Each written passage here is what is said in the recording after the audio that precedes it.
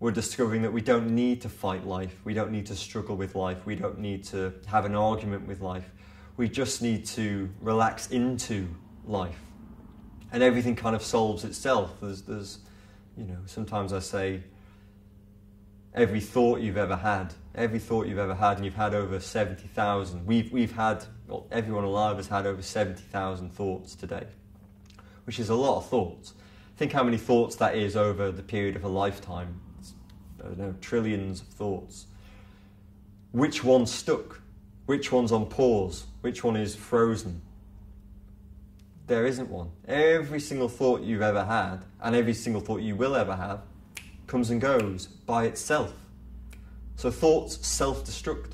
We don't need to do anything to get rid of them. It's the same with emotions. Every emotion, however pleasant or unpleasant, we've ever had, it's not on pause, it's not frozen.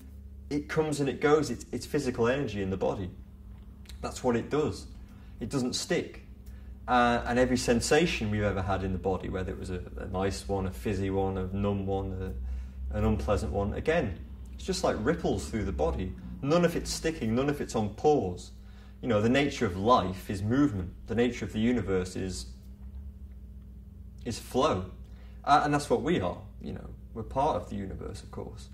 You know, we're the part that sits here with headphones and jeans on and hears cars, you know. We're the part that does that. So we're flow as well. That's what we are. We're flow. And so the practice of mindfulness is just to see that by actually stopping and looking at your experience of life. And then you come to see, oh yeah, it's not how I thought it was. My life isn't this concrete block that I need to chip away at or fight or manipulate or try and control. It's not that at all. It's movement. Because my life is constantly rippling, constantly flowing. It's like a river.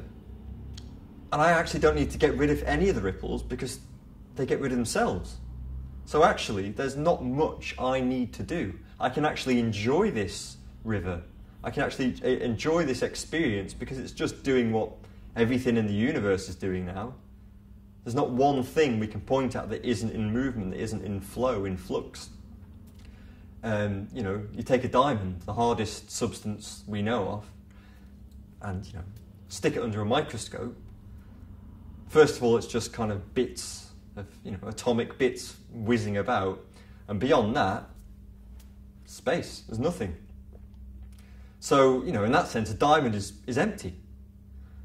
Likewise, the more and more we look at our experience, you know, spending time paying attention to our experience, you start seeing, oh, this stuff is empty. It doesn't stay. It's not graspable. It may feel concrete, but I can't find the edges to it. I can't grab a hold of it. And that is a tremendous relief. It's a tremendous relief to realise that it's all flow. There's nothing concrete.